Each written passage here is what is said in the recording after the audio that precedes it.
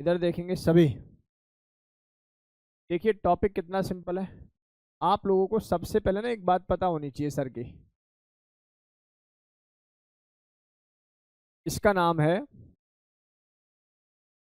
अभी तक हम लोगों ने कितने फॉर्मूले पढ़ लिए हैं थर्मोडायनेमिक्स के, उनको एक बार डिस्कस कर लेते हैं। देखो भाई, थर्मोडायनेमिक्स के अंदर एक छोटी सी कमी है, वो क्या है मैं आप लोगों को अभी बता रहा हूँ। तुम हो या मैं हूँ, जिस बच्चे ने क्वेश्चन प्रैक्टिस नहीं की थर्मो की, क्योंकि थर्मो में क्यों दिक्कत आती है मैं आपको ये भी बताता हूँ। हम लोग थर्मो से पहले ना इनऑर्गेनिक केमिस्ट्री पढ़ रहे होते हैं, और इनऑर्गेनिक केमिस्ट्री में 40% पार्ट वो होता है जो याद करना होता है ना। 40 60 कह दो सर, है ना। इतना पार्ट ऐसा है कि वो याद कर लो कि भैया हाइड्रोजन बॉन्डिंग हो रही है तो इस तरीके से हो रही है, इसमें हो रही है, इसमें कम हो रही है, इसमें ज़्यादा हो रही है। इस जैसे आज ही शायद किसी बच्चे ने मुझसे सवाल पूछा सुबह, वाटर में और एचएफ में किसकी हाइड्रोजन बॉन्डिंग ज़्यादा। आइडियली एचएफ की हाइड्रोजन बॉन्डिंग की स्ट्रेंथ क्या होती है, ज़्यादा, लेकिन उन्होंने बोल दिया extent of hydrogen bonding. Extent of hydrogen bonding का मतलब है आप स्ट्रेंथ के अलावा अलावा ये भी देखोगे एक एचएफ या एक वाटर का मॉलिक्यूल कितने हाइड्रोजन बॉन्ड बनाएगा, जबकि वाटर का मॉलिक्यूल कितने हाइड्रोजन बॉन्ड बना रहा होता है, 4। इसलिए इस सवाल का आंसर एचएफ सही है, लेकिन वाटर और अप्रोप्रिएट है, क्योंकि extent of hydrogen bonding word use करने की वजह से यही पूछेगा कि वाटर और एचएफ में से किसका हाइड्रोजन बॉन्ड ज्यादा स्ट्रांग है, तो मेरा आंसर फिर एचएफ होगा। क्या मेरी बात समझ में आ रही नहीं? देखो ये प्रैक्टिस का खेल है। सेम इसी तरीके से थर्मोडायनेमिक्स है। थर्मोडायनेमिक्स में क्या होता है कि बच्चे को कभी तो एंट्रोपी पूछ रहा है, कभी एंथैल्पी पूछ रहा है, कभी इंटरनल एनर्जी पूछ रहा है, कभी गिब्स पूछ लेगा, फिर कभी कोई और रिलेशन पूछ लेगा। तो बेसिकली आपको रिलेशंस को कोरिलेट करना आना चाहिए इस पर्टिकुलर टॉपिक के लिए। टॉपिक बड़ा आसान होता है, देखिए कैसे इसको मैं कवर करता हूँ। सी प्यारे बच्चों, जीवन का जो पहला फॉर्मूला मैंने थर्मो में तुम्हें पढ़ाया उसका नाम था डेल्टा यू। आप जानते हो इसका फॉर्मूला हम लोगों ने पढ़ाया था NCV/dt। अब इसमें तमाम बातें मैंने पढ़ाई, लेकिन मैं अभी वो डिस्कस नहीं कर रहा। CV की वैल्यू F/2 होती है, F की वैल्यू कैसे कैसे चेंज होती है, वो सब कहानी हम लोग गा चुके हैं बढ़िया तरीके से। दूसरा जो पैरामीटर आता है मेरे पास उसका नाम है डेल्टा H, और इसका फॉर्मूला हो जाएगा NCP/dt। बहुत बढ़िया। पैरामीटर नंबर 3 हमसे कहता है कि आपको बेसिकली वर्क डन का फॉर्मूला पता होना चाहिए। वर्क के अंदर मैंने तमाम 2 क्लास लगाई है बेटा वर्क के अंदर, जहां मैंने वर्क डन नॉर्मल वाला, area under the PV curve, work done isothermal, isobaric, iso adiabatic और आइसोकोरिक, इन चारों का डेरिवेशन के साथ डेटा आप लोगों को सिखा दिया था विद रिलेशन। क्यू में क्या रिलेशन है, डेल्टा यू में क्या रिलेशन है, डब्ल्यू में क्या रिलेशन है, ये सारे रिलेशन डिस्कस किए थे। फोर्थ जो पॉइंट मैंने आपको बताना है उसका नाम है delta u is equal to q plus डब्ल्यू। और ये इक्वेशन मेरी क्लास के प्रत्येक बच्चे को क्रिस्टल क्लियर हो, कोई दिक्कत नहीं है इस इक्वेशन में। इसको हम लोगों ने बोला था फर्स्ट लॉ ऑफ थर्मोडायनेमिक्स, और ये लॉ ही एक्चुअल में इंपॉर्टेंट लॉ है। पांचवी बात जो मैंने आप लोगों को बताई प्यारे बच्चों, फिफ्थ टर्म जो मैंने आप लोगों को सिखाई वो क्या थी, समझो प्यारे बच्चों। इस पूरे डेटा के अंदर जो पांचवी टर्म थी वो मैंने आप लोगों को बताई कुछ इस प्रकार से। क्या पढ़ाया था इसके बाद, डेल्टा H, जिसका फॉर्मूला होता था delta U plus delta NGRT। और ये NGRT वाली फॉर्म बड़ी इंपॉर्टेंट है। इसका मतलब होता है कितने मोल गैसियस प्रोडक्ट के हैं, कितने मोल गैसियस रिएक्टेंट के हैं। अगर कहीं कोई प्योर लिक्विड प्योर सॉलिड आएगा तो मैं डेल्टा उसको Ng की फॉर्म में नहीं लिखूंगा, यानी कि उसकी वैल्यू को काउंट नहीं कहूंगा, आइदर इन रिएक्टेंट और प्रोडक्ट साइड। इसके बाद हम लोगों ने क्या पढ़ा देवित, इसके बाद हम लोगों ने जो टर्म पढ़ी एंथैल्पी के बाद उसका नाम था एंट्रोपी, जिसका फॉर्मूला होता था Q/T। पढ़ा है क्या? बात इसके अंदर बहुत बढ़िया तरीके से पढ़ी थी, विद डेरिवेशन पढ़ी थी कि कब Q/T लिखना है, कब -Q/T लिखना है। -Q/T तब लिखना है जब हम लोग यूनिवर्स, जब हम लोग सराउंडिंग का डेल्टा S यानी कि एंट्रोपी लिख रहे होंगे, क्या यही बताया गया था। और प्लस कब लिखना है, जब सिस्टम का, सिस्टम प्लस सराउंडिंग दोनों की वैल्यू को हम लोग बोल देते हैं जी यूनिवर्स की डेल्टा S। और वहां से अपने पास एक बहुत ही सुंदर सा फॉर्मूला जनरेट होके आया था, बताओ जरा क्या था वो। यहां से हम लोगों के पास एक फॉर्मूला जनरेट होके आया था डेल्टा G का। जो कि बराबर होता है delta H minus T delta S. पढ़ाया था क्या? और प्यारे बच्चों, इस डेल्टा की जगह मैं डी भी लिख सकता हूँ, कौन सी बड़ी बात है, एक ही टर्म्स बनेंगे। याद रहे, मैं जब भी ये फॉर्मूला यूज करता हूँ इसको मैं constant temperature and pressure condition पर रखता हूँ। यानी कि जो डेल्टा जी जिसका नाम गिब्स फ्री एनर्जी है उसको आप लोगों ने कांस्टेंट टेम्परेचर प्रेशर कंडीशन पे पढ़ा है। एट्थ फॉर्मूला इसी के अंदर अगर मैं स्टैंडर्ड स्टेट में बोलने लगूं तो फॉर्मूला बिकम दिस ओनली। और याद रहे स्टैंडर्ड स्टेट में ये जितने भी एलिमेंट ऐसे हैं जो कि नेटिव स्टेट में पाए जाते हैं, लाइक H2 का एलिमेंट है हाइड्रोजन, हाइड्रोजन, तो इसको हम लोग डेल्टा एच हो गया, डेल्टा एस नॉट हो गया या डेल्टा जी नॉट हो गया, इन सभी की वैल्यू को क्या लेकर चलते हैं बेटा जी? That should be zero. इसके बाद देखेंगे सभी। इसके बाद मैंने तुमसे बोला कि यार ये स्टैंडर्ड कंडीशन है। कैसी कंडीशन है? Standard condition. अब स्टैंडर्ड कंडीशन में जो नेटिव एलिमेंट के कंपाउंड होते हैं, जैसे मैंने बोला H2Cl2 Br2 I2, इन सब की वैल्यू को क्या लेकर चलता हूँ मैं? जीरो। बट नॉट HCl, क्योंकि H अलग है बेटा जी, Cl अलग अलग है ना? बोलो गेम समझ में आ रहा है नहीं? मतलब होमो एटॉमिक मॉलिक्यूल जहाँ आपको दिखेगा वहाँ उस केस के अंदर उसकी वैल्यू को क्या पुट करनी है? इन सब की वैल्यू को जीरो। चलो, के बाद मैंने यहाँ पर कुछ बहुत बड़ा खेल खेला था बेटा, अब उस खेल को मैं दोबारा से स्टार्ट कर रहा हूँ, ये जानकर कि आप लोगों की एक बार प्रैक्टिस हो जाएगी और बढ़िया तरीके से चीज़ों को सीख जाए। ठीक, मैंने आप लोगों को बोला था मेरे भाई इस पूरी टर्म को और मैं कैसे लिख सकता हूँ? देखो जी, एक तरीका और है। क्या? डेल्टा जी का ना डेल्टा जी नॉट से एक रिलेशन होता है, डेल्टा जी नॉट प्लस तो लिखा था RT ln Q। और Q क्या होता था? जब कोई रिएक्टेंट किसी प्रोडक्ट में कन्वर्ट होता है किसी भी टाइम पीरियड पर, concentration of product divide by concentration of reactant को निकालना ही Q है। लेकिन जब ये इक्विलिब्रियम पर हम लोग निकालते हैं तो इसी टर्म का नाम हो जाता है प्रोडक्ट डिवाइड बाय रिएक्टेंट, तो सेम है लेकिन एट इक्विलिब्रियम, के इक्विलिब्रियम बोल देते हैं। और एक बात और बतानी है, इफ इक्विलिब्रियम इज देयर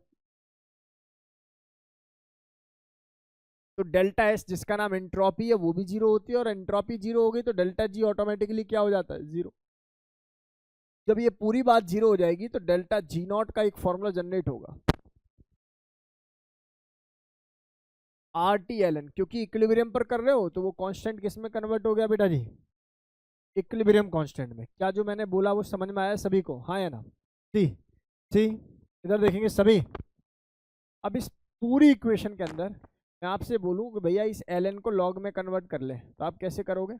ये भी एक अच्छी इक्वेशन है, यहाँ से ग्राफिकल डेटा या कोई सवाल पूछा जा सकता है, कोई बड़ी बात नहीं है। सी, मैंने आपको बोला इसको लॉग में कन्वर्ट कर लेते हैं, तो आपने बोला delta G naught is equal to -2.303, ये आपके पास R है, ये T है, और ये क्या हो जाएगा? log base 10 of K equilibrium. आप कहोगे सर बात तो बिल्कुल सही है और आसान है और बेसिक है, तो चलिए अगर ये बात समझ में आ गई आपको सर की, तो अब ये बात भी समझ में आ ही जाएगी। मैं इस पूरी बात से डेल्टा H को रिप्लेस कर रहा हूँ किससे? Delta H0 minus T delta S। बेटा पढ़ाया है मैं नहीं? बताओ पढ़ाया नहीं पढ़ाया?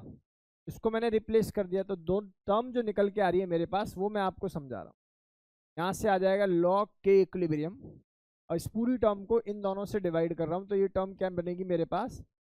डेल्टा H0 ऑब्वियस है माइनस का आएगा, डिवाइडेड बाय 2.303, ये आ जाएगा RT plus plus minus plus हो गया होगा, T से T कैंसिल हो गया होगा, डेल्टा S0 बाय 2.303 R। बोलो गेम समझ में आ रहा है कि नहीं आ रहा? आप कहोगे सर कितना सिंपल बात है सर, क्यों समझ में नहीं आएगा? ये वो इक्वेशन है जहां से हम लोगों ने ग्राफिकल डेटा लिखा था। T नहीं आएगा, ये कह रहा है? कहाँ आएगा T? क्यों आएगा? जब तू यहाँ पर इसको लेके जाएगा तो इस T से ये वाला T नहीं कटेगा, तो प्लस डेल्टा S0 बाय क्या आ जाएगा? 2.303 R। गलत नहीं है इसमें कुछ भी? कैसे कर रही है देख जरा, बोलो गेम समझ में आ रहा है कि नहीं आ रहा है? बताओ जरा। जब सिमर बोल बेटा, तो के इक्विलिब्रियम की वैल्यू आ गई समझ में? सुन मेरी बात, सुन इधर सुन, इसमें कौन क्या क्या है सर? ये तो इक्विलिब्रियम कांस्टेंट है सर।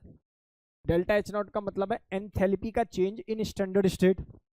ये वैल्यू जो है मेरे पास टेम्परेचर है, that must be in kelvin. सुनो भाई सुनो, इक्विलिब्रियम इन थर्मोडायनेमिक्स और इन केमिस्ट्री टेम्परेचर को हमेशा केल्विन में ही रखते हैं, कीप इन योर माइंड, क्योंकि एब्सोल्यूट टेम्परेचर को हम लोग यूज करते हैं, उसकी वैल्यू को हम लोग क्या मानकर चलते हैं बेटा जी, केल्विन में ही मानकर चलते हैं, ठीक है। सर जब इन दोनों की मल्टीप्लाई करते हैं, अगर आर की वैल्यू तुमने 8.314 लिख दी तो 19.1 आता, सभी जानते हैं। सर अगर यही वैल्यू जूल में ना आए, आंसर जूल में नहीं पूछा हो, किलो जूल में पूछा हो, तो यही 10⁻³ कर लिया करो, माथे से बोझ कम हो जाएगा। और यही अगर कैलोरी में लिखना हो तो 2 से मल्टीप्लाई करना है आर को, आर 2 मल्टीप्लाई बाय 2.303, और किलो कैलोरी में पूछो तो यही 2 × 10⁻³ झंझट ही खत्म हो जाएगा। फाइनली कहीं गलती हो जाए, भूल जाओ, आपके और ज़्यादा कैलकुलेशन जनरेट हो। मैंने जनरली ऐसा देखा है कि जो बच्चा आर को यहीं पर सेट कर लेता है किलो कैलोरी में, उसकी कैलकुलेशन आसान हो जाती है, क्योंकि वो टीचर है, वो जानता है कि बच्चे को केवल सवाल नहीं आता ऐसे नहीं रोक सकते, उसको ऐसे भी रोका जा सकता है कि कैलकुलेशन को मुश्किल कर दो, और किसी एक मेथड से कैलकुलेशन बहुत आसान हो रही होती है। तो बहुत ध्यान से आप लोग प्लीज देखेंगे सभी। तो सर ने बात बता दी। अच्छा मैं यहाँ पर एक थोड़ा सा दिमाग लगाएंगे, एक ना वांट ऑफ इक्वेशन आती है, क्या नाम है इसका, वांट ऑफ इक्वेशन, पढ़ेंगे हम लोग वांट ऑफ इक्वेशन। मैं स्टार्ट कर रहा हूँ टॉपिक आज का, ठीक है जी। वांट ऑफ इक्वेशन पढ़ेंगे जी। ये ऊपर वाली वांट ऑफ इक्वेशन नहीं है, तो हम निकालेंगे वो वांट ऑफ इक्वेशन है फाइनली, कह तो सकते हो उसको भी क्योंकि निकला तो उसी से है। सी इसके अंदर क्या मानकर चल रहा हूँ मैं, कह रहा हूँ बेटा जब टेम्परेचर T1 था तो इस इक्विलिब्रियम कांस्टेंट की एक वैल्यू रहेगी जिसका नाम क्या होगा, K1, और अगर मैंने टेम्परेचर को T2 कर दिया then it will be K2, then it will be K2। Sir ये बात तो आपकी सही है सर, आसान भी है सर, बेसिक भी है, कोई दिक्कत वाली बात यहाँ तक है नहीं, बहुत आसानी से ये फंडामेंटल बातें मेरी क्लास के बच्चे सीखे। सी भाई मैं इस T1 को यहाँ पुट कर रहा हूँ, इस T2 को मैं यहाँ पुट कर रहा हूँ, किसी को कोई समस्या है इसमें, नहीं ना, तो मैं इसको अगले पेज पर पुट करूँगा ये मानते हुए कि अपने बच्चों को तो आती है इक्वेशन। चलो एक बार जिन बच्चों को इक्वेशन याद है वो मेरी हेल्प करके बताओ जरा, आपकी ओवरऑल इक्वेशन क्या आई थी सर, ये आई थी log K इक्विलिब्रियम, और इसको बराबर किसके रखा था, -∆H0 divided by 2.303 RT plus ∆S0 divided by 2.303 R। क्या मैंने जो बोला है वो समझ में आया मेरे भाई, ये अपनी स्टार इक्वेशन थी।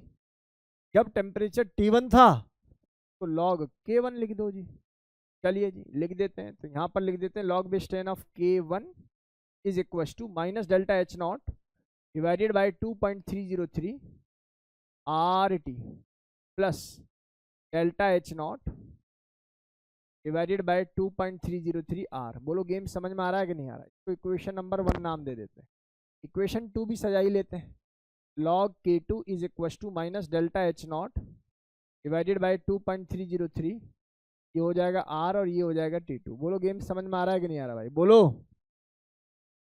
अगर आ रहा है तो ये वाली पिक्चर क्या रहेगी सर, ये तो वैसी रहेगी सर जैसी थी। अब दोनों इक्वेशंस को अगर मैं माइनस कर लूं तो क्या बनेगा बताओ, इक्वेशन 2 माइनस इक्वेशन 1 लिखेंगे सभी। सर बड़ा सिंपल पढ़ाते हो सर आप, क्या हो जाएगा सर, इसमें से इसको माइनस करेंगे तो ये बन जाएगा log K2 minus log K1। आप लोगों के लिए बता रहा हूँ वरना तो मेरे दिमाग में डायरेक्ट आंसर्स है, लेकिन फिर भी सीख लो बेटा, जब दोनों को माइनस करेंगे तो ये कटेगा, यस और नो। और यहाँ से मैं दिस माइनस दिस, ऐसे ही तो है, this minus this, minus minus plus हो गया होगा, तो मैं इस वाली टर्म को ले लेता हूँ common, H0 divided by 2.303 R, और यहाँ से जो कॉमन बन के आ रहा होगा 1/T1 माइनस 1/T2 आ रहा होगा। जो मैंने बोला क्या वो गेम समझ में आया आप लोगों को, यस और नो। ये लिखने की जरूरत है, पूरा समझ में आ गया। T2 माइनस T1, आप चाहो तो इसको ऐसे भी लिख सकते थे, 2 minus T1 over T1 into T2, where दो टेम्परेचर का डिफरेंस डिवाइडेड बाय दो टेम्परेचर का multiplication. Keep in your mind difference तो केल्विन में और डिग्री सेल्सियस में बराबर आ जाएगा, लेकिन मल्टीप्लाई आप केल्विन करके ही उसको करोगे। मैंने बोला पहले टेम्परेचर 27 था, फिर टेम्परेचर 37 हो गया, तो डिफरेंस कितना आया, लेकिन यहाँ 27 और यहाँ 37 मत कर देना, काम गड़बड़ा जाएगा नीचे। क्यों, क्योंकि यहाँ तो आपको केल्विन में लिखना है। इससे बेहतर है आप किसी भी टेम्परेचर को केमिस्ट्री में केल्विन में पुट कर ही चले, ये कहना है मेरा, ठीक है ना। कैलकुलेशन को आसान करने के लिए टर्म पढ़ा दी जाती है। सी सर एक बात बताओ, log A minus log B का कोई फॉर्मूला होता है कि आपके पास, क्यों नहीं होता sir. log A by B मतलब log K2 बाई K1, क्यों मैं अंक इसको बेटा जी मैं किसके बराबर रख दूंगा, that will be equal to delta H naught divided by 2.303 R, और मैं चाहूं तो इसको लिख सकता हूं T2 minus T1 over T1 into T2। ये यहां पर मेरे पास डेटा समझ में आ गया होगा, ये यहाँ पर मेरे पास डेटा आप लोगों को समझ में आ गया हो। इसी इक्वेशन का नाम है van't Hoff equation for two temperature. Very very very important. कक्षा 12th में सेम इक्वेशन पढ़ाऊंगा, बिल्कुल सेम इक्वेशन। अर्हेनियस इक्वेशन बोलते हैं उसको केमिकल काइनेटिक्स में।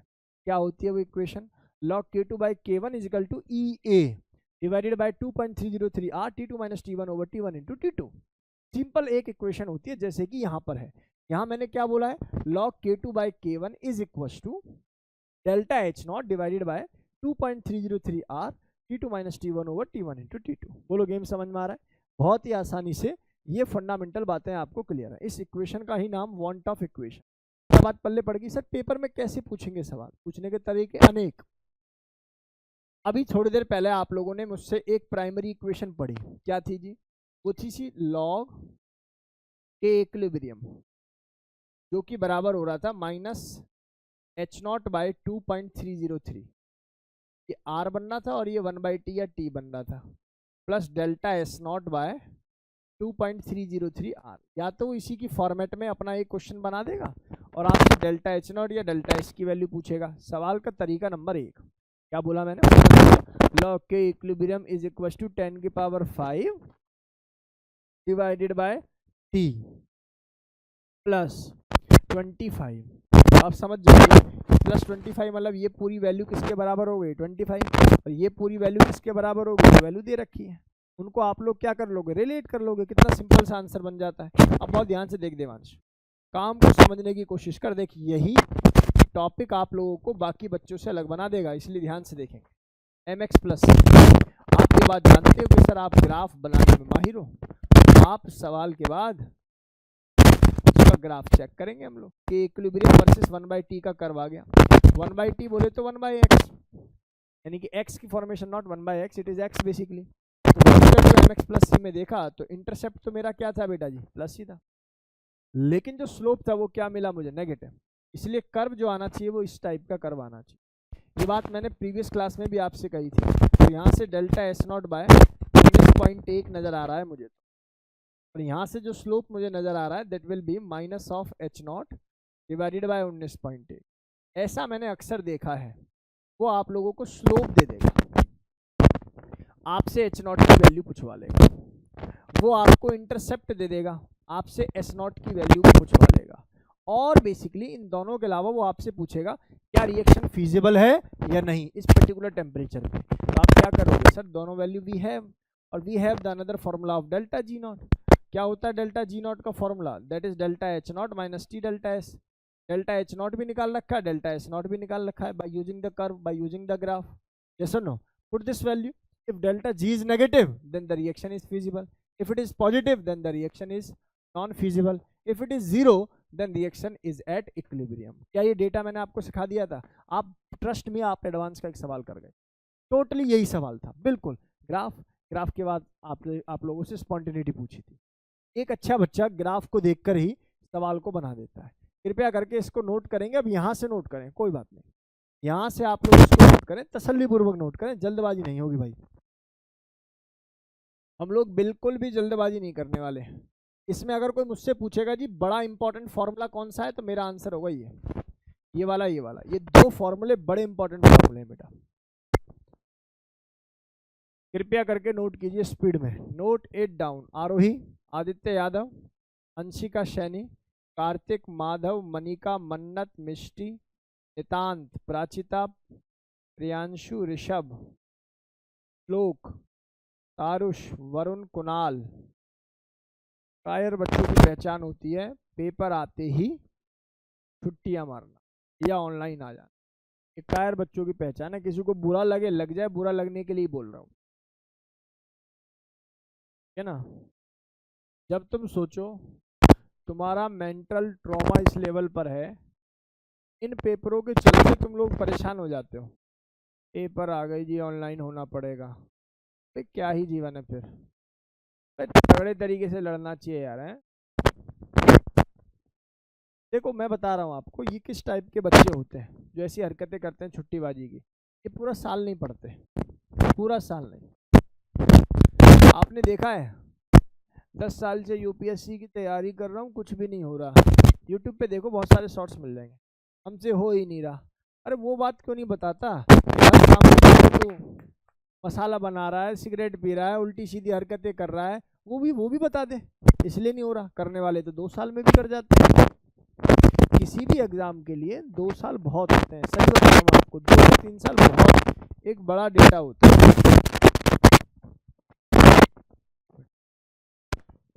किसी भी एग्जाम के लिए इतना समय बहुत होता है बेटा, बातें नहीं।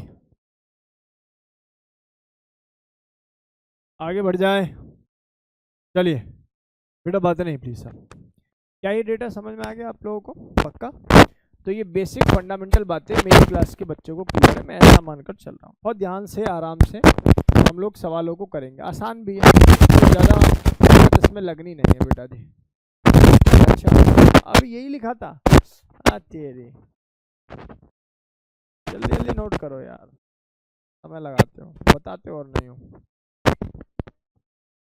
जल्दी जल्दी करो नोट। चलो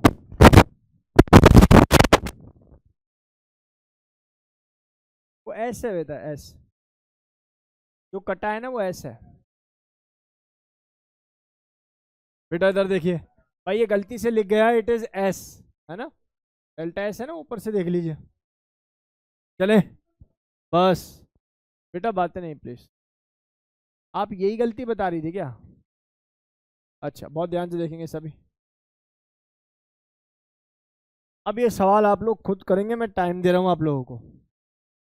टाइम का अंतराल होगा 3 मिनट, सवाल लिखना भी है करना भी है सब कुछ 3 मिनट में। 3 मिनट में सवाल कीजिए भाई।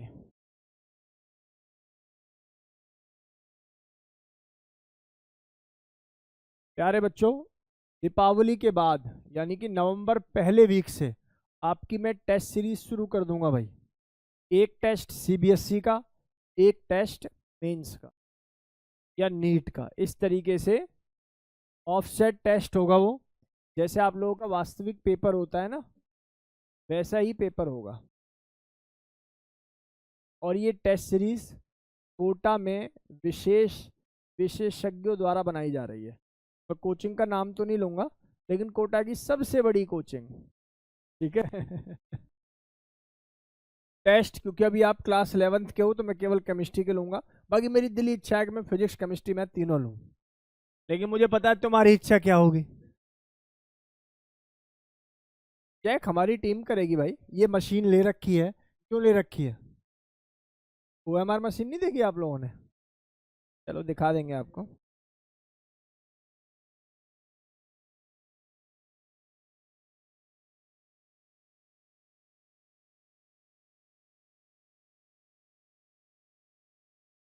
चलिए भाई, टाइम खत्म हो गया, मेरी बात सुनिए सभी।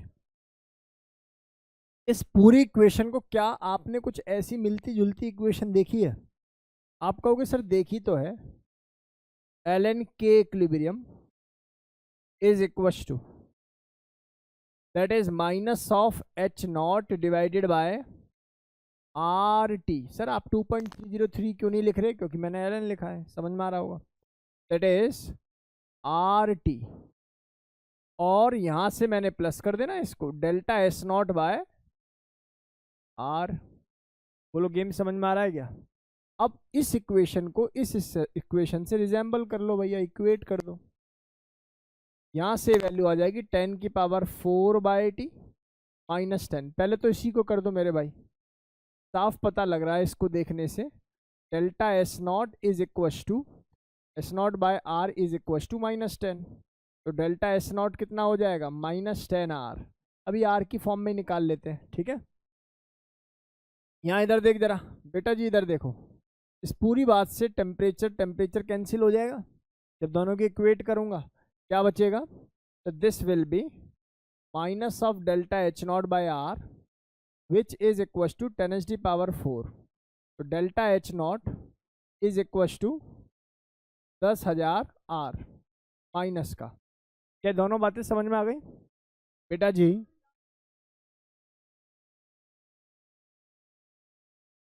डेल्टा एच नॉट किसके बराबर होता है जी? डेल्टा एच नॉट, इस प्रत्याशी का नाम सुन लो और घर पे जाके बोल देना इसको वोट नहीं देनी, ठीक है? ये हमें डिस्टर्ब कर रहा था। Delta H naught minus T delta S. चलो कोई बात नहीं, बस बस बस।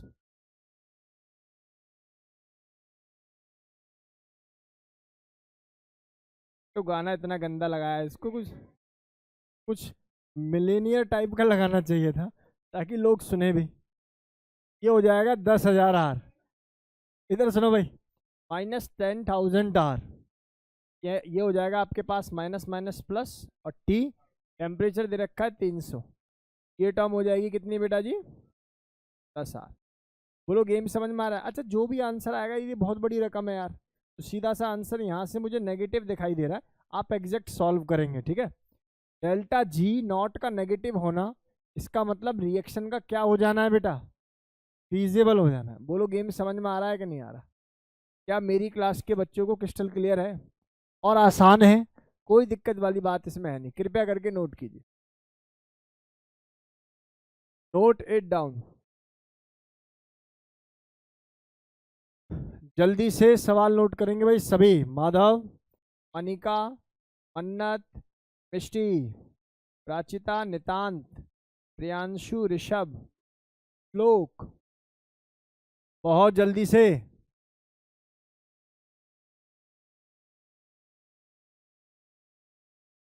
टेस्ट कैसा हुआ आप लोगों का?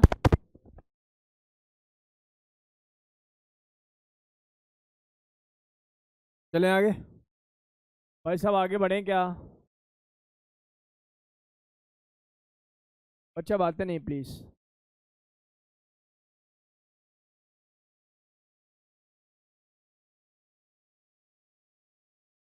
आरुष, वरुण एंड कुणाल। वरुण, कुणाल, नेगेटिव ही तो आएगा बेटा। -10,000 आ रहे हैं और दूसरा बेचारा कितना है?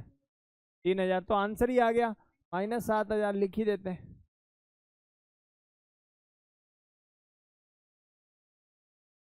और डेल्टा जी नॉट की वैल्यू माइनस क्या बता रही है? रिएक्शन इज स्पॉन्टेनियस, यानी कि फीजिबल। चलो जी, ये नोट हो गया होगा ऐसा मान के चल लूं। थोड़ा स्पीड में नोट करेंगे भाई सभी। अनुष्का, समझ में आ रहा है बेटा? कितना सिंपल सवाल, देख पेपर में ऐसे ही सवाल बनने हैं। अच्छा, हम लोगों ने ये बात और अब मैंने अपने दिमाग में रखी है कि थर्मो को खत्म होने के बाद एक बार थर्मो के एग्जाम्पलर और एक्सरसाइज के क्वेश्चंस को मैं जरूर कराऊं, ठीक है ना? साथ के साथ उन क्वेश्चंस को हम लोग जरूर करेंगे। आज तो बहुत जल्दी आ गए भाई। कैसे? टायर पंचर हुआ होगा, गाड़ी ठुक गई, चोट तो नहीं आई किसी के?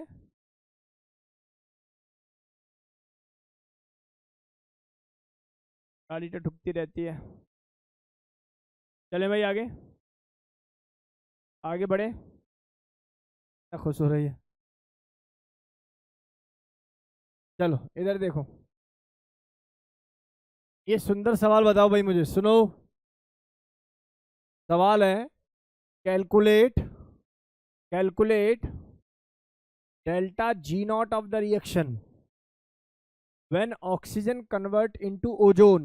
रिएक्शन दे रखी है at 25 degree Celsius, that is 298 kelvin, और दे रखा है इफ केपी, यानी कि equilibrium constant for this reaction is this. बेटा सुनो, केपी का मतलब है कांस्टेंट प्रेशर पर के। बेसिकली कांस्टेंट प्रेशर पर, ऊपर वाली टर्म कांस्टेंट प्रेशर पे ही तो डिफाइन होती है delta G not. Constant pressure, constant temperature, तो इसका मतलब it can be written as Kp. K equilibrium can be written as Kp. इसके लिए परेशान मत हो जाना कि केपी माइनस केबी और पता नहीं क्या CP minus C equal to R की फॉर्मेशन बना बैठो, गड़बड़ हो जाएगी उससे। आप सीधा मानो केपी ही के इक्विलिब्रियम है, और अगर ये सही है तो इस सवाल का आंसर आप लोग अब करने की कोशिश करें। अगेन, इस सवाल को करने के लिए टाइम कितना दे दूं बेटा जी? 3 मिनट बहुत होते हैं बेटा जी एक सवाल को निपटाने में। सिंपल सवाल है बेटा, एक फॉर्मूला यूज होगा हर्ष, डेल्टा जी नॉट का एक फॉर्मूला कल मैंने पढ़ाया था, याद कर, नोट कर, अपनी कॉपी पलट पीछे से देख। डेल्टा जी नॉट का फॉर्मूला होता है -2.303 आर टी लॉग के इक्विलिब्रियम। डायरेक्ट फॉर्मूला यूज होगा भाई साहब, -2.303 आर टी लॉग के इक्विलिब्रियम नहीं यूज हुआ था, आप देख लो। अरे आज भी पढ़ाया मेरे भाई, ये देखना चाहोगे? अरे नहीं देखना जी, नहीं पढ़ाया था डेल्टा जी नॉट का। चलो जल्दी से बताइए, अपने आप ट्राई करेंगे भाई सभी, बेटा बात नहीं प्लीज बच्चा। Calculate delta G not for the reaction, आपको वैल्यू दे रखी है, चलिए मैं करा दूंगा। आप लोगों को छोटी सी गलती, इसका लॉग नहीं निकाल पा रहे, लॉग 2.5 का आप लॉग नहीं निकाल पा रहे होंगे, ये गलती हो रही है। लेकिन समझदार बच्चा ये जानता है 2.47 मतलब 2.5 लगभग, तो यार 5/2 लिख दो ना, कौन सी आफत आ रही है बताओ, नहीं लिख सकते? log 5 divided by 2 that is log 5 minus log 2। अब कैलकुलेशन आ जानी चाहिए, सोचिए। टाइम अप, बताइए आरोही क्या आंसर आना चाहिए बेट। सर सबसे पहली बात आप ना यहाँ फॉर्मूला लिखिए सर, डेल्टा जी नॉट का फॉर्मूला होता है -2.303 आर टी, यहाँ से लिखा जाएगा लॉग के इक्विलिब्रियम। ओके सर आपको चाहिए क्या भाई, हमें निकालना है ये, क्या गिवन है जी, ये गिवन है कितना, 2.47 इंटू 10 की पावर -29। सुन लो अब बस, हो गया तुमसे। इन दोनों को भाई मल्टीप्लाई कर लेते हैं तो वैल्यू आती है 19.1, that is 19 for us for today. अब इसके बाद टेम्परेचर देख लेते हैं, ये 298 केल्विन है सर, बहुत बढ़िया। अब यहाँ पर मुझे चाहिए लॉग, भाई ये लॉग 2 पॉइंट, इसको मैं 5/2 इंटू 10 की पावर -29 लिख दूँ तो क्या दिक्कत है बताओ? आप कहोगे कोई समस्या ही नहीं है, ठीक है जी। तो मैं एक काम कर देता हूँ यहाँ पर 298 और इसको लिख देता हूँ बेटा जी log 5 माइनस log 2 और ये माइनस आ जाएगा 29। समझ में आया कैसे सर? क्योंकि आपने सिखा रखा है log 10 की पावर -29 को और कैसे लिख सकता हूँ, -29 log 10, log 10 तो सर 1 होता है, इसलिए टर्म क्या बनी बेटा -29। log a/b का फॉर्मूला होता है सुहाना b log a, बेटा क्या होता है b log a। अर्थात प्यारे बच्चों यहाँ तक कोई डाउट किसी बच्चे को ना हो। अब तो कैलकुलेशन आसान हो गई, log 5 की वैल्यू होती है 0.7 और log 2 की वैल्यू होती है 0.3। तो बताइए ये -19 इंटू 298 और यहाँ से आप कितना लिख दोगे इसको, 0.7 माइनस 0.3 माइनस 29। कर लोगे कि नहीं कर लोगे, बोलो भाई। जो भी आंसर आपका आएगा उसको मैं बोलूँगा सर ये डेल्टा जी नॉट, आप ट्राई कर लो निकालने का। थोड़ा कैलकुलेटिव पार्ट तो है लेकिन आसान है, मुश्किल बिल्कुल भी नहीं। 1 क्या बोल रहा है, माइनस का प्लस का, 13566 इतना बड़ा आ रहा है क्या, 163 पॉइंट। अच्छा चलो किलो जूल में कर लो, इसने बोला किलो जूल में तो किलो जूल में कर लो, किलो जूल पर मोल पर केल्विन, ठीक है जी। अरे हो जाएगा, बोलो बेटा। अंशिका, अंशिका, कार्तिक, मन्नत, ऋषभ, श्लोक, श्लोक आज तू ऑनलाइन कैसे भाई? ट्यूसडे को मैथ्स का पेपर, इसके लिए अभी से ऑनलाइन, जो मैं अभी बातें कर रहा था है? तेरा भी तो है, अच्छे बच्चे थोड़ी ना छुट्टी का।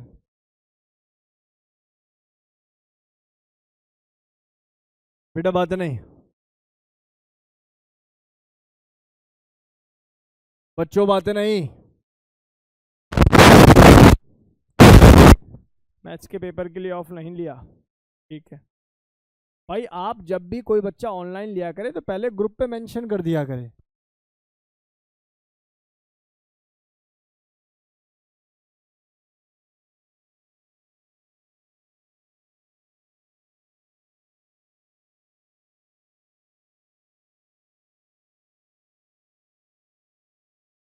जी बात सुनो मेरी बहुत ध्यान से। क्या ये डेटा समझ में आ गया? यहाँ तक कोई डाउट? कोई बात नहीं यार, जो भी आंसर आएगा सही आएगा, क्यों टेंशन ले रही है? तेरा जो आ रहा वही सही होगा। चलें जी आगे। अगला नेक्स्ट क्वेश्चन। कितना समय दूं बेटा इसके लिए? समय नहीं दे रहा इसके लिए मैं। कह रहा हूं find out the value of equilibrium constant. अब क्या चाहिए तुम्हें? Equilibrium of the following reaction. ये कोई रिएक्शन हो रही है बेटा, delta G not of the reaction is given to you, antilog की वैल्यू गिवन है। अच्छा मैं आप लोगों को आंसर बताऊं, देखो कैसे करना है इस सवाल को। हम लोग एक फॉर्मूला जानते हैं, वीर इधर देख ले। डेल्टा जी नॉट का फॉर्मूला होता है सर -2.303। आर की वैल्यू सर, क्योंकि किलो जूल में दे रखी है सारी वैल्यू, तो समझदार बच्चा यहाँ 19.1 लिखेगा तो सही, साथ में 10 की पावर -3 भी चिपका लेगा। यस और नो? टेम्परेचर कितना नजर आ रहा है जी? टेम्परेचर नजर आ रहा है 298। बहुत बढ़िया। यहाँ से वैल्यू आ जाती है लॉग के इक्विलिब्रियम, जो मुझे चाहिए बेसिकली ये। लॉग के इक्विलिब्रियम नहीं चाहिए, के इक्विलिब्रियम चाहिए।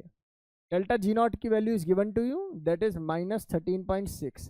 पहले से ही मैंने इसको कन्वर्ट कर लिया किसमें बेटा जी?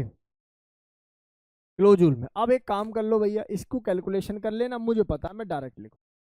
इस वैल्यू को सबको नीचे डिवाइड करके ले आओगे तो ये बनेगा लॉग के इक्विलिब्रियम इज इक्वल टू 2.38। तो अब सर ने बोला एक काम कर, एंटी लॉग से मल्टीप्लाई कर ले। एंटी लॉग से ही इधर भी मल्टीप्लाई, इधर भी मल्टीप्लाई। जब यहाँ एंटी लॉग से मल्टीप्लाई करोगे, सुनो, ये एंटी लॉग है और ये लॉग है, ये के इक्विलिब्रियम है, और यहाँ आ जाएगा एंटाई लॉग ऑफ 2.38। एक बात बताओ, यहाँ से लॉग और एंटी लॉग कट जाएंगे आपस में, यहाँ से बचेगा केवल के इक्विलिब्रियम, और एंटी लॉग की ये वैल्यू आपको दे रखी है, तो आंसर तो क्वेश्चन में ही छिपा हुआ था।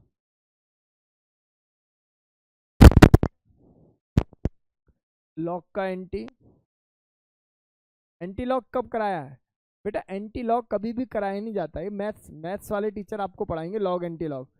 हम क्या बता रहे हैं आपको, पेपर में भी एंटी लॉग की जरूरत नहीं पड़ेगी। इन्होंने दे दिया ना एंटी लॉग ऑफ 2.38 दे दिया ना टर्म्स। या तो वो कैलकुलेशन ऐसे देंगे, सुन, या तो कैलकुलेशन ऐसे देंगे कि वैल्यू आ रही होगी लॉग के इक्विलिब्रियम इज इक्वल टू 100, ये आ जाएगी वैल्यू कट के। तो अब क्या काम करें, इस के की वैल्यू को क्या पुट कर दूं? 10 की पावर 2, तभी तो 100 आएगी। लॉजिक के इक्विलिब्रियम की वैल्यू हो गई, नहीं पल्ले पड़ा। अगर वो इतनी इतनी कैलकुलेशन वो देर, और कौन कह रहा मारूंगा बहुत, 100 है, 10 की पावर 2 मतलब 100 ना, 2 हो गया क्या? अच्छा मैंने गड़बड़ करी है क्या? 10 की पावर कितनी हो जाएगी बेटा जी? 100। 100 क्यों करना, मैं इस काम कर लेता हूँ, इसको 2 लिख देता हूँ। बोलो गेम समझ में आ रही है? गेम समझ में आ रही है? मतलब घुमाना है, मतलब कुल मिला के बात यह है कि आपको अगर इस टाइप की कैलकुलेशन देगा तो वो मेंशन करके देगा, और बहुत आसान हो जाता है। या तो मल्टीपल में होती है, डिवीजन में होती है, डायरेक्ट वैल्यू होती है, तो आसानी से आ जाती है। और ये ना हो तो भैया इस टाइप की कैलकुलेशन बनेगी, वो तो आंसर और आसान है। क्या ये टर्म समझ में आ गई? यहाँ तक कोई डाउट नहीं होना चाहिए किसी बच्चे को, कृपया करके नोट कर, स्पीडली नोटेड डाउन। केशवी समझ में आ रहा है?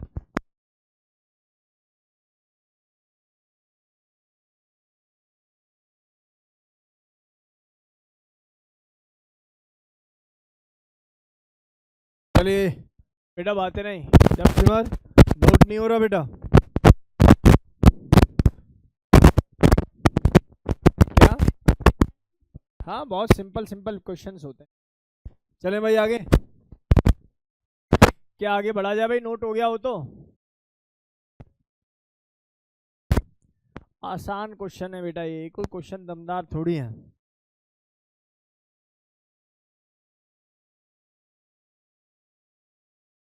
जी बेटा जी इधर देखेंगे सभी बच्चों, बेटा इधर देख ले।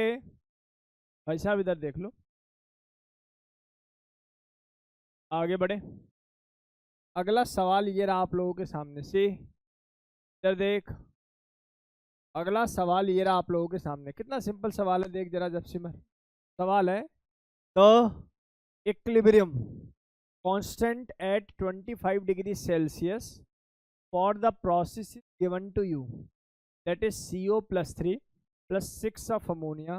If CO ammonia 6 plus 3 is 2 into 10 to the power 7, calculate the value of delta G naught at 25 degrees Celsius, in which direction is the direction of the reaction is spontaneous.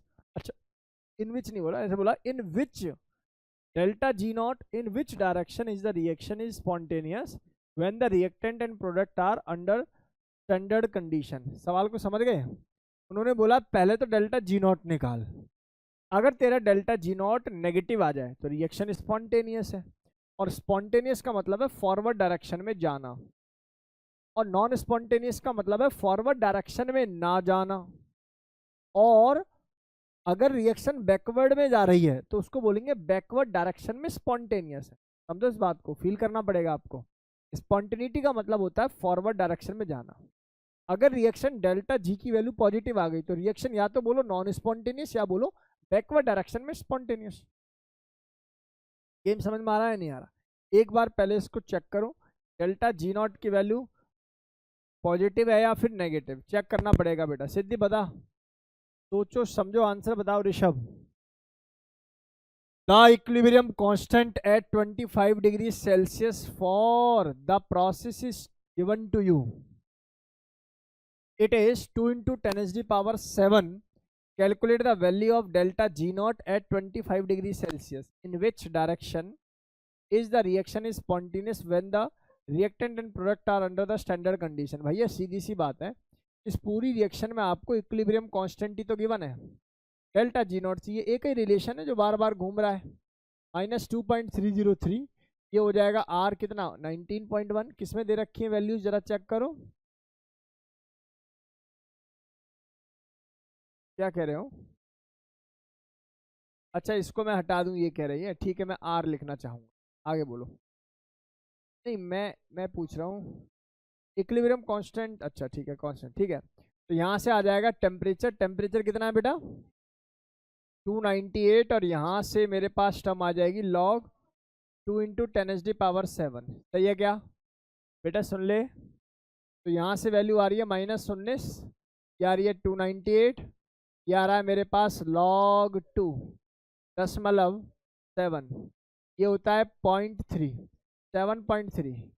ये जो भी है वो नेगेटिव आएगा, पर जो भी है निकाल के आना, ठीक है भैया। ये जो भी आ रहा है ये निकाल के आना, कितना आ रहा है -5010, और ये जो आंसर आएगा जूल पर मोल पर केल्विन में आएगा। We are dealing with the delta G naught. Obvious है कि रिएक्शन में डेल्टा जी की वैल्यू नेगेटिव है तो रिएक्शन स्पॉन्टेनियस है, फॉरवर्ड डायरेक्शन में मूव करेगी। स्पॉन्टेनियस है ना, आसान सवाल बेटा, कुछ तो बोलो भाई। क्या ये बेसिक सवाल समझ में आया? अलग आ रहा है क्या आंसर है?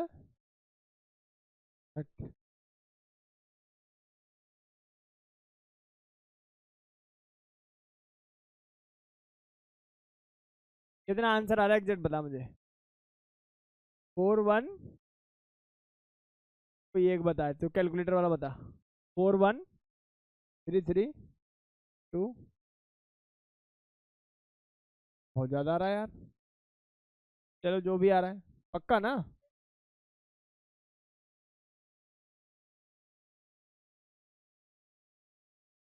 चलो कोई बात नहीं, आगे बढ़ जाए भाई हर्ष। चलो अगला सवाल, अगला कॉन्सेप्ट है बेसिकली, इसलिए बहुत ध्यान से इस कॉन्सेप्ट को सीखेंगे। मुझे उम्मीद है कि डेटा आप लोगों को समझ में आएगा, इसलिए बहुत ध्यान से इसको नोट कर लें पहले, और सीखने की कोशिश करेंगे सभी।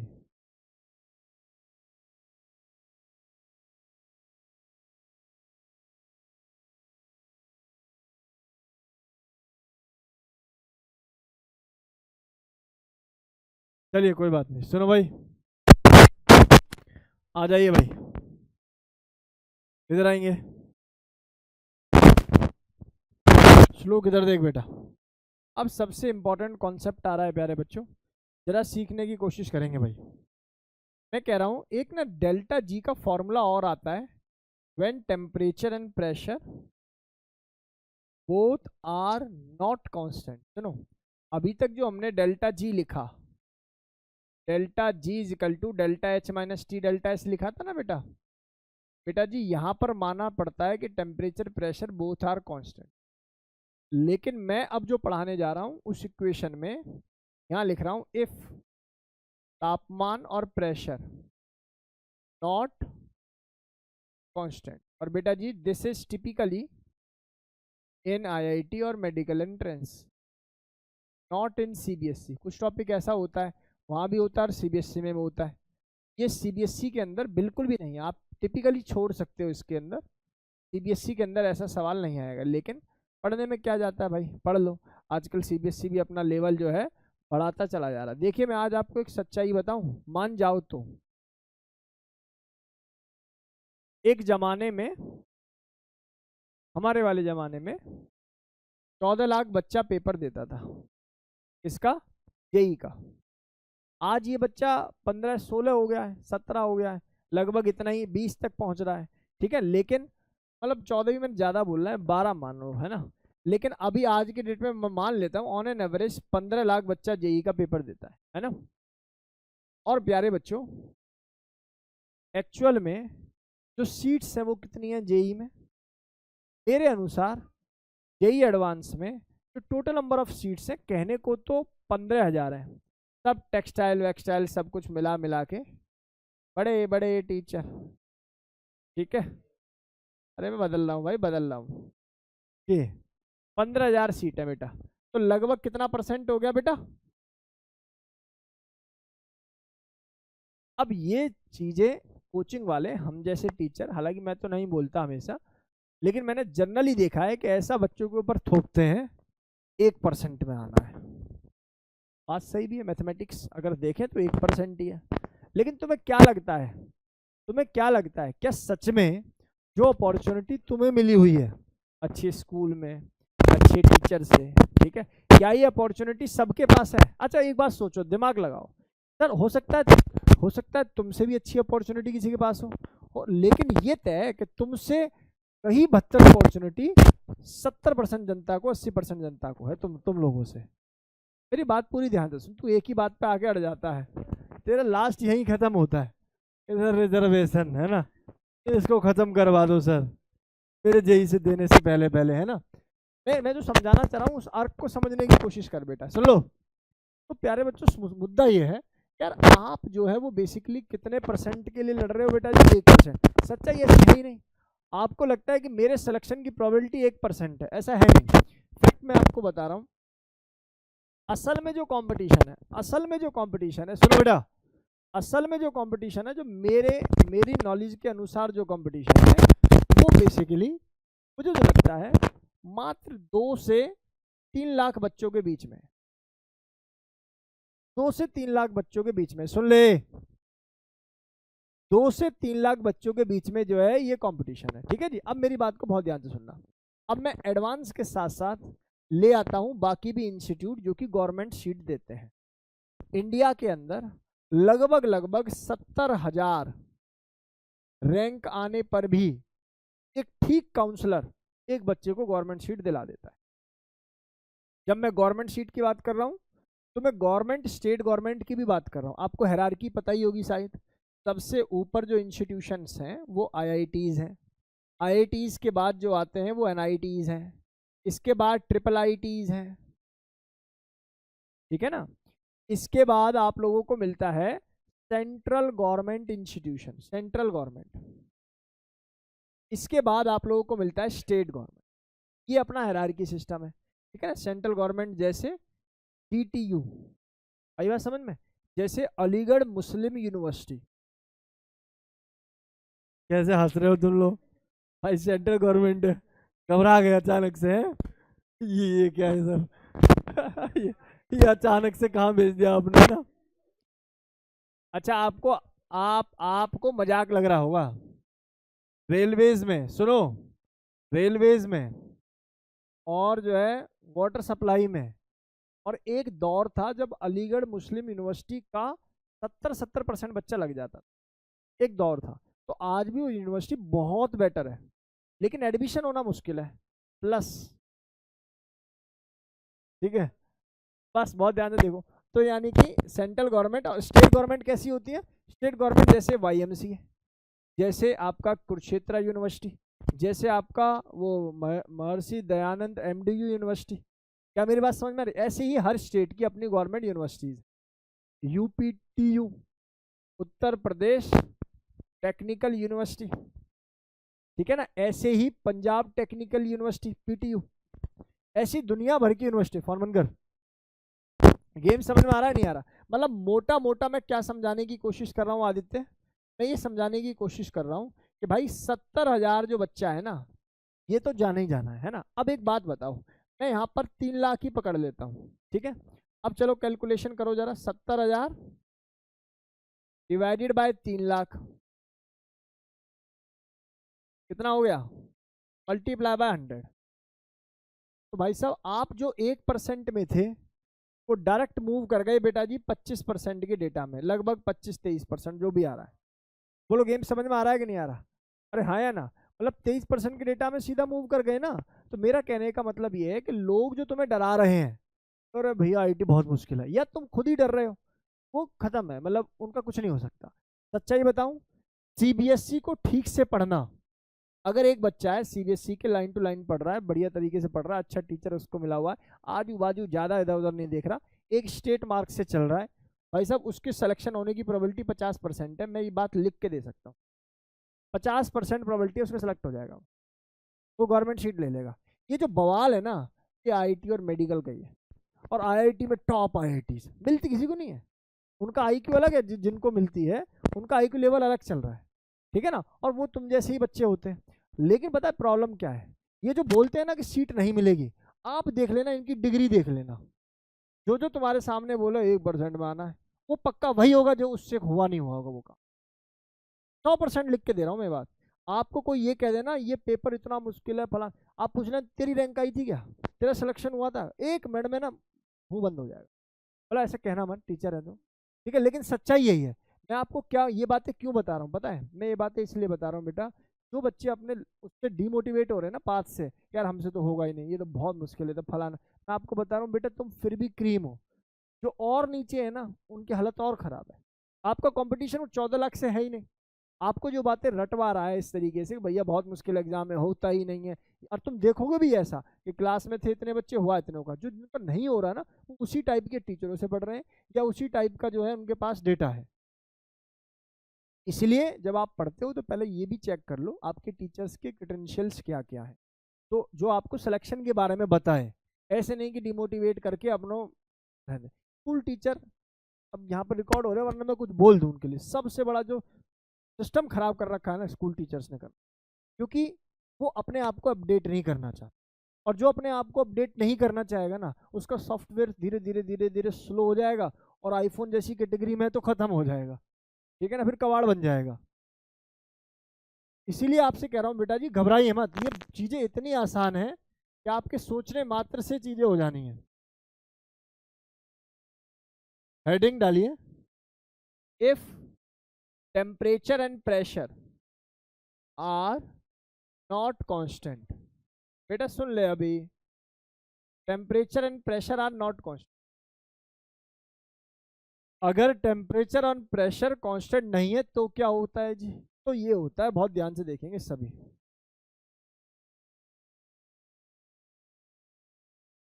तो ये होता है, सुनो बेटा सुनो, मैंने तुमसे एक बात बोली है बेटा, मुझे जरा फर्स्ट लॉ बताओ, अकॉर्डिंग टू फर्स्ट लॉ, समझा जरा।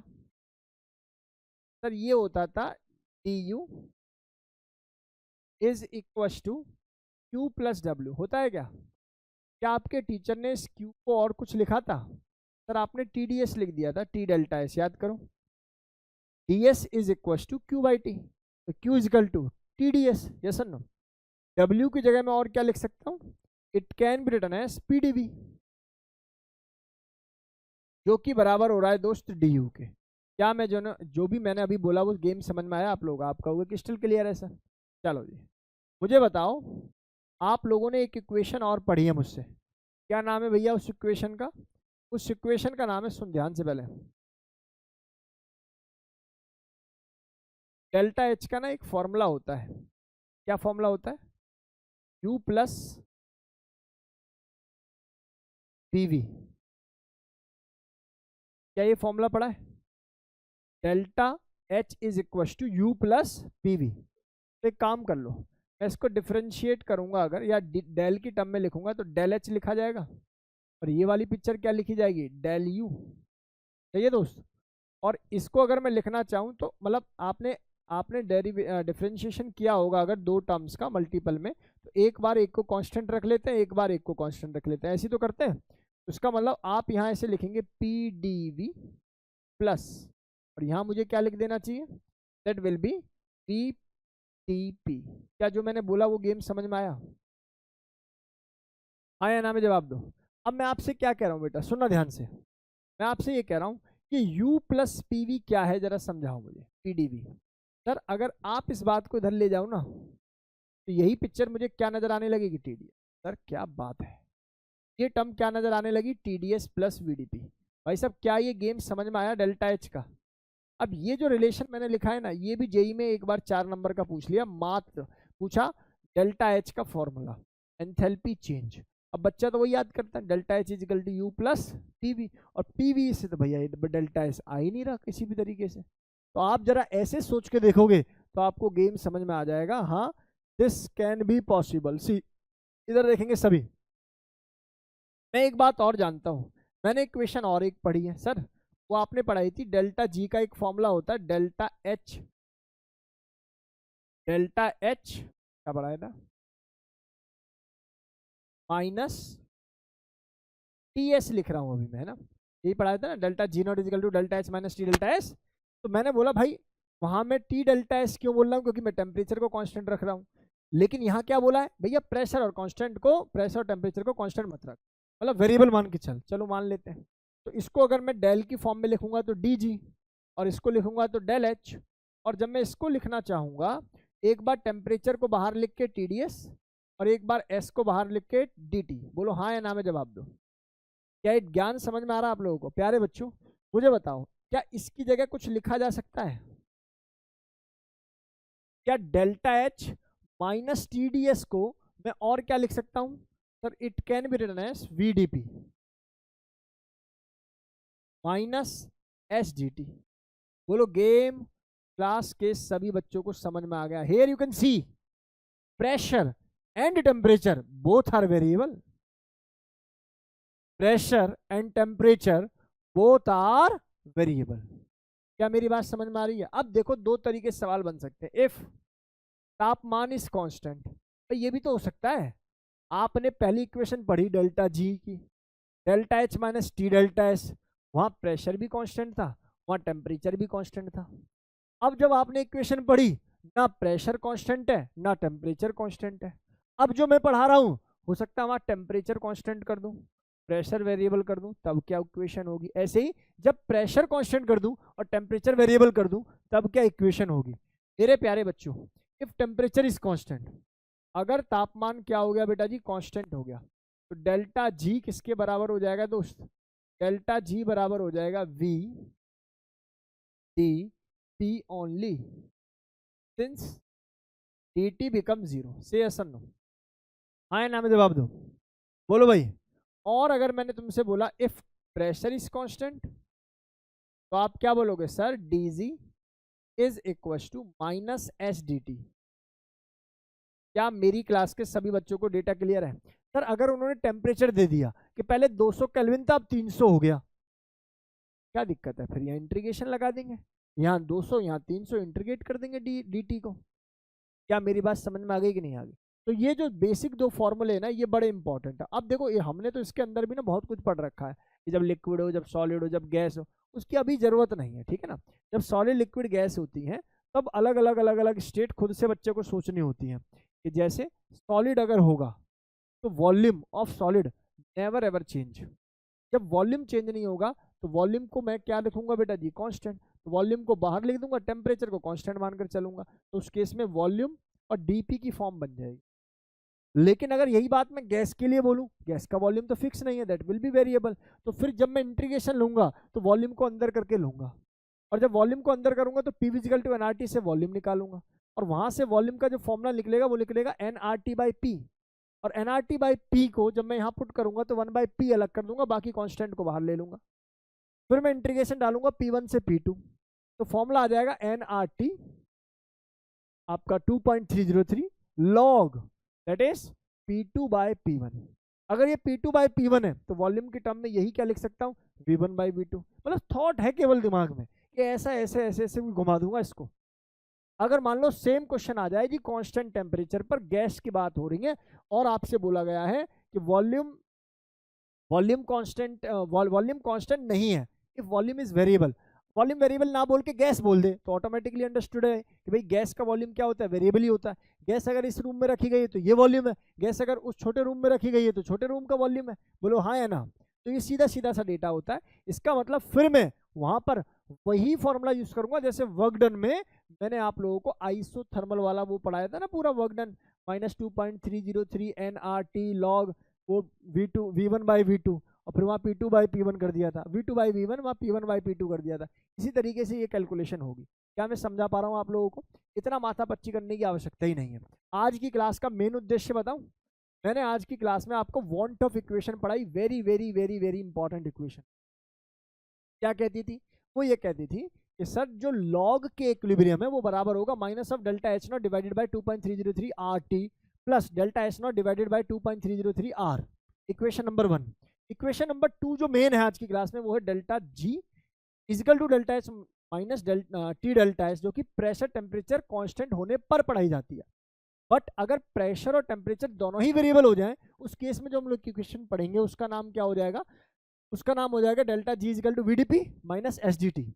अगर यहाँ टेम्परेचर को कांस्टेंट कर दिया तो अलग अलग, प्रेशर को कांस्टेंट कर दिया तो अलग अलग, और वॉल्यूम अगर गैस के केस में बोल दिया टेम्परेचर को कांस्टेंट करते हुए तो वॉल्यूम को भी वेरिएबल लेके हम लोग पूरा इंटीग्रेटेड रेट लॉ को सॉल्व करने जा रहे हैं। ऐसा सवाल नहीं आता। क्या गेम समझ में आ गया तो कर देना, क्योंकि मैंने बता दिया भाई।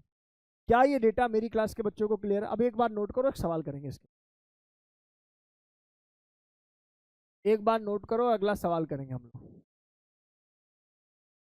पीडली, प्रियांशु, ऋषभ, मन्नत, कार्तिक, आरोही। इतांत समझ में आ रहा है बेटा?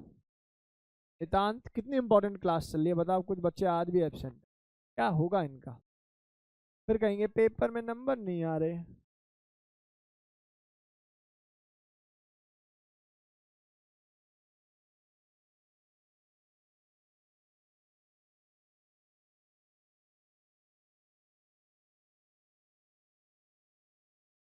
आगे बढ़ेंगे। दक्ष, दक्ष बेटा जी आगे बढ़ेंगे। सी, अब देखिए एक सवाल करके दिखाइए मुझे। आरोही एक सवाल करके दिखा, मैं मान जाऊंगा हाँ बच्चे ने पढ़ा है। चलो भाई ये देखिए इस सवाल को, इसमें बताऊं या आप लोग कर लोगे खुद से? आपको टाइम देता हूं इसको करने के लिए पूरे 4 मिनट। पूरे 4 मिनट में इस आंसर को करने की कोशिश कर दे वो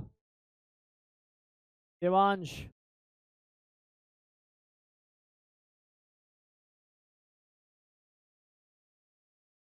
सेकंड और थर्ड छोड़ के फर्स्ट लॉ तक आ रहा है मतलब। थर्मो कब है पेपर? अक्टूबर? अरे थर्मोकेमिस्ट्री तो हो जाएगी हमारी जब तक।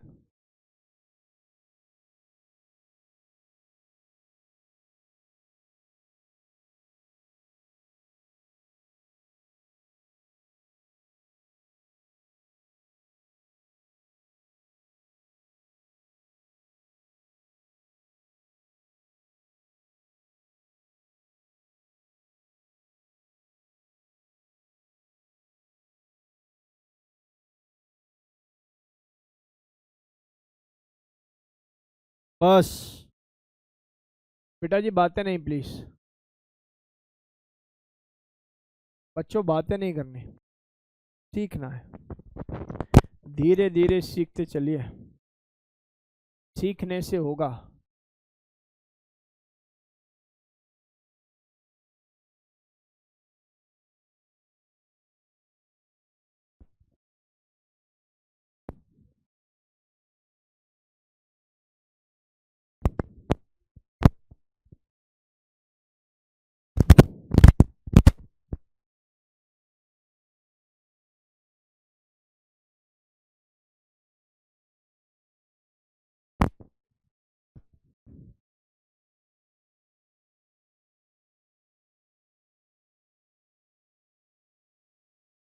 टी लेंगे, थोड़ी कट जाएगा टी। आगे बढ़े भाई। आप पहले ये सोचिए कि आप इस, अच्छा टाइम है अभी भाई, क्या लगाना चाहिए जरा सोचो। अच्छा इन्होंने बोला है 4 ग्राम ऑफ मीथेन। भाई साहब देखो कुछ बच्चों ने क्या गलती करी होगी, इधर सुनो भाई सभी। 4 ग्राम ऑफ मीथेन का मतलब भैया मोल कितने हो गए, 4 डिवाइड बाय 16, दैट इज 1/4। लेकिन ये जो वैल्यू दी हुई है ये तो 1 मोल की दी हुई है। आप अपने आंसर में 1/4 से मल्टीप्लाई जरूर कर लेना, नहीं तो कटेगा नंबर। बोलो गेम समझ में आ रहा है नहीं आ रहा? नहीं तो कटेगा बेटा जी। रीजन कि सर ऐसे सवाल सर ने पहले भी पढ़ाए आप लोगों को, कितने ग्राम वहाँ मोल के अकॉर्डिंग, क्योंकि ये मोलर क्वांटिटी आप लोगों ने यूनिट भी देखी है, तो जूल पर केल्विन पर मोल दे दिया है वैल्यू, ठीक है। तो इसका मतलब ये हो गया सर, आप एक बात बताइए इसमें कौन सा फॉर्मूला लगाने की कोशिश कर रहे हो। आइसोबेरिकली पूछा और डेल्टा जी की वैल्यू पूछा है। आइसोबेरिकली का मतलब हो गया सर हम लोग जो यूज करेंगे, अपने पास फॉर्मूला है डेल्टा जी का, that is delta we d P minus S d T, जिसमें से डीपी क्या हो जाएगा 0। तो आइडियली जो डेल्टा जी बनेगा वो किसके बराबर हो जाएगा, माइनस एस डी टी। और भाई साहब ने पहले ही बोल दिया एस की वैल्यू पता है, लेकिन वो वेरिएबल कर दी विद रिस्पेक्ट टू टेम्परेचर। देखो ना 300 से 400 टेम्परेचर हो रहा है, यस और नो, तो उसको अंदर लेके इंटीग्रेट करना पड़ेगा हम लोगों को। चलेंगे देखेंगे भाई कितने बच्चे इस सवाल का सही उत्तर कर देते हैं। मुझे लगता है आज की क्लास बहुत प्रोडक्टफुल क्लास है, बहुत प्रोडक्टिविटी है आज की क्लास में, क्योंकि मैंने एनसीईआरटी में 4 से 5 सवाल आज ही करा दिए आप लोगों को। और क्या, हमको मुश्किल थोड़ी पढ़ाते हैं भाई, आसान पढ़ाते हैं अपने बच्चों को। चलो सीधे आगे देखो।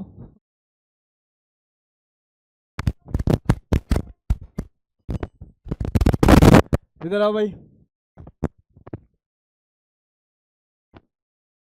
4 ग्राम ऑफ मीथेन का मतलब मोल कितना हो गया मन्नत, 4 डिवाइडेड बाय 16 दैट इज 1/4। क्या मेरी बात समझ में आई मिष्टी, बता। मोल गेम समझ में आ गया। इसके बाद हमारे पास आता है गैस इज आइसोबेरिकली। पहले समझो बेटा डीजी की वैल्यू क्या है आदित्य, आदित्य इधर नहीं देखता तू यार, वीडीपी माइनस एसडीटी। पहले से सीट बुक कर रखी है क्या किसी इंस्टीट्यूशन में 12th के बाद, बताओ। पढ़ने की क्या जरूरत है, अपना हुआ पढ़ा बिट्स में या ऐसा कुछ सोच रखा हो पहले से, क्योंकि बिट्स तो दे ही देता है एडमिशन, पता है ना आप लोगों को, नहीं पता? ऐसा होना चाहिए बस, उसके लिए क्या है। और मुझे ऐसा लगता है 12th के बाद भी अगर तुमने अपने माँ बाप को तुमने पैसा मांगा, डैश हो तुम, सही बता रहा हूँ, तुम लोग डैश हो अगर तुम लोगों ने जो है ना अपने माँ बाप से 12th के बाद पैसा मांगा। डैश को बेटा आगे एक्सप्लेन नहीं कर पाएंगे, रिकॉर्ड हो रहा वो ठीक नहीं लगता ना ऐसे उल्टी सीधी। सुनो भाई काम की बात सुनो बेटा जी, मैं कह रहा हूँ 12th क्लास तक जितना आपके पेरेंट्स ने आपके ऊपर इन्वेस्ट कर दिया है वो ठीक है। अब मैं तो इसको इन्वेस्टमेंट ही कहूँगा, ठीक है। इसके बाद आप लोग 12th के बाद ही पैसे मांग रहे हो, बिट्स में जाओगे 5 लाख रुपए साल की फीस है, 5 से 6 लाख रुपए 4 साल। अब वो भी डिपेंड करता है आप किस ईयर में वहाँ पर एडमिशन हुआ है। पकड़ लेते हैं 6 लाख रुपए फीस है, 6 × 4 करना बेटा, 24 लाख रुपए आप लोगों को देने पड़ेंगे। इसके अलावा ये तो फीस है, 1 लाख रुपए तो मैं कम बता रहा हूँ, 2 लाख रुपए मान लो वहाँ के रहन सहन में आपको डलने में लग जाएगा साल का, 8 लाख रुपए और मान लो 32 लाख रुपए हो गया। अरे बोलो 32 लाख रुपए की SIP करके देखो तुम्हें पता लग जाएगा क्या जबरदस्त गेम बन जाएगा। नहीं आज क्या खोल दिया मैंने, खोल रखा पहले ही दिखाया ना आप लोगों को। क्या करते हो, delta G is equal to S d T. Delta G बराबर होता है बेटा क्या, minus S d T. Sir आपने एस को अंदर क्यों लिख लिया, क्योंकि एस की वैल्यू दे रखी है जिसमें टाइम आ रहा है, और ये तो जिसमें टेम्परेचर आ रहा है जो कि वेरिएबल है। With respect to initial temperature 300 था, ये 400 हो गया। यहाँ और सॉल्व कर लेते हैं जी, माइनस 300 और ये वाली बात आ रही है 400, ये आ रहा है 10 की पावर -2/t और ये हो रहा है dt। सही बात है बेटा। एक काम कर लो, इसको बाहर ले आते हैं इसे। क्या आ जाता है, -10 की पावर -2 और ये आ जाता है 1/t की dt। अच्छा 1/x का इंटीग्रेशन क्या होता है, ln x। बेटा देखो बातें कर रहे हो आप लोग, सीख नहीं रहे यार। 10 की पावर -2 और ये पिक्चर हो जाएगी ln t, ये 300 ये 400। मैं थोड़ा डायरेक्ट लिख दूं चलेगा क्या, अब ये बहुत बार इंटीग्रेशन हो गया तो इसलिए मैं थोड़ा डायरेक्ट लिख रहा हूँ। आप लोग बायो वाले बच्चों को दिक्कत हो तो बता देना। ln ये 400 -300 a/b करके मैंने डायरेक्टली इसको क्या लिख दिया है, 2.303 log बेस 400/300। सही है क्या, और इसको कैंसिल कर देते हैं, 4/3 आ रहा है बेटा। और इसको और थोड़ा सॉल्व कर देते हैं तो ये आ रहा है -2.303 इंटू 10 की पावर -2। log 4 की वैल्यू 0.6 होती है, log 3 की वैल्यू 0.48 होती है। दोनों को माइनस कर लेना, आंसर आई थिंक आप लोगों का नेगेटिव ही आएगा। डेल्टा जी की वैल्यू नेगेटिव आने का मतलब स्पॉन्टेनिटी ऑफ द रिएक्शन है। लेकिन यहां से एक गलती हुई है हम लोगों से, ये तो 1 मोल का था, आप लोगों को इसको मल्टीप्लाई बाय 1/4 भी करना पड़ेगा। बोलो हाँ या ना में जवाब दे दो। मल्टीप्लाई बाय 1/4 कर लोगे ना बेटा, शायद दिखेगा नहीं ऑनलाइन। जो भी आपका आंसर आता है माइनस में, उसको 1/4 से मल्टीप्लाई करके ना भूलें कि मोलर क्वांटिटी है। शब्द आ रहे हैं बेटा समझ में, हाँ या ना। देखकर बताएंगे सभी। आरोही, Kartik, Manika, Mannat, Mishti, Prachita, Tarush, Anshika, Kunal, Priyanshu. Do message to me बच्चा, जो भी आंसर आएगा। चले आंसर पूछो, चलो बाद में पूछ। अगला देखेंगे भाई सभी। अगला सवाल, सुंदर सवाल, नोट कर लिया ये। साथ के साथ नोट करने से गलती होने के चांस थोड़े कम हो जाते हैं।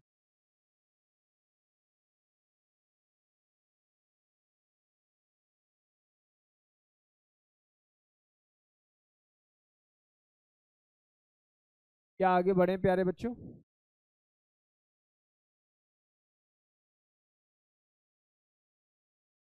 बेटा जी बातें नहीं करनी,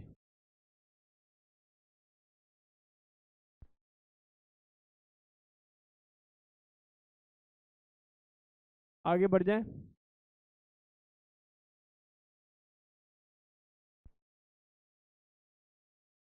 चलिए जी, अगला सवाल ये रहा आप लोगों के सामने। बहुत ध्यान से देखेंगे सभी, सीखने और समझने की कोशिश करेंगे सभी से। बेटा जी बातें नहीं, बेटा बातें नहीं करनी, ध्यान से सुनना है। मैंने आपसे बोला इस सवाल का आंसर क्लास का हर बच्चा दे देगा। मैं आप लोगों से एक चीज पूछ रहा हूँ, सुनो ध्यान से सुनो। एक परफ्यूम है, अंग्रेजी छोड़ो हिंदी पे आओ तसल्लीपूर्वक। एक परफ्यूम है, परफ्यूम के अंदर क्या रहेगा बेटा जी, लिक्विड रहेगा। आपने उसको खोल दिया, स्प्रे कर दिया, तो एक्चुअल में वो किस में कन्वर्ट हो रहा है बेटा, गैसियस में। तो जब ड्रॉपलेट गैसियस सिस्टम में कन्वर्ट हुई, उनका रीजन आपको सबको पता है, low pressure high pressure, high pressure to low pressure, वो सब गेम आपको पता है। सी जैसे ही आपने उसको स्प्रे किया तो लिक्विड बिकम गैस, और गैस में जैसे ही वो कन्वर्ट हुआ, अब यहां पर आपके दिमाग में एक चीज और बढ़ जानी चाहिए। वो क्या, कि सर एंट्रोपी बढ़ गई, क्योंकि पहले रेंडमनेस कम थी, अब फ्रीडमनेस क्या हो गई जी। अब एंट्रोपी बढ़ने से क्या हुआ, अगर डेल्टा एस पॉजिटिव हो जाता है तो डेल्टा जी क्या हो जाता है, नेगेटिव। ये आपको मैंने प्रीवियस क्लास में सिखा दिया था। अब ये मल्टीपल करेक्ट ऑप्शन है, इसको सोचो। इसके बाद पहले सोच समझ के क्वेश्चन पढ़ ले, और ठीक से क्या दिया गया है। ऐसी गलती करने का मतलब है पिटाई हो जाना। हाँ, which is not the correct.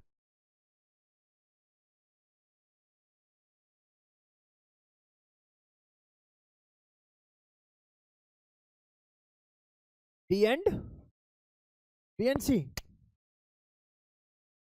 भाई ये रिएक्शन एक स्पॉन्टेनियस रिएक्शन है, तो डेल्टा जी की वैल्यू नेगेटिव होनी चाहिए।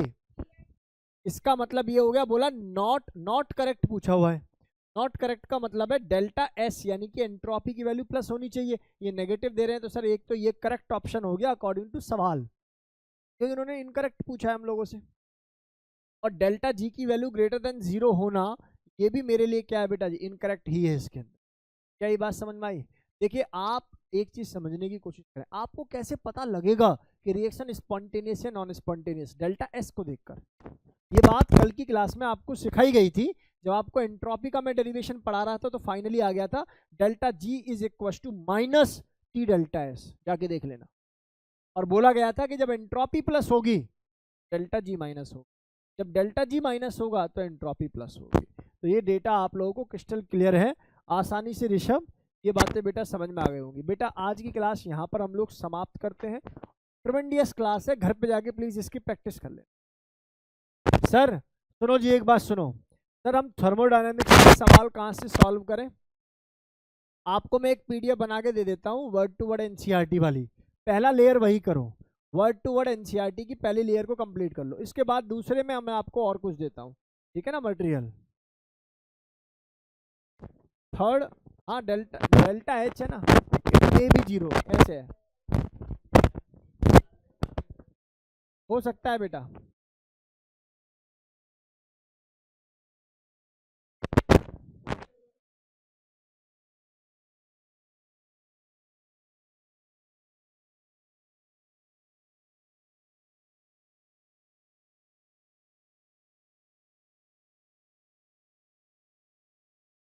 बेटा तिशा, तिशा छुट्टी नहीं करेगी हम, पक्का ना?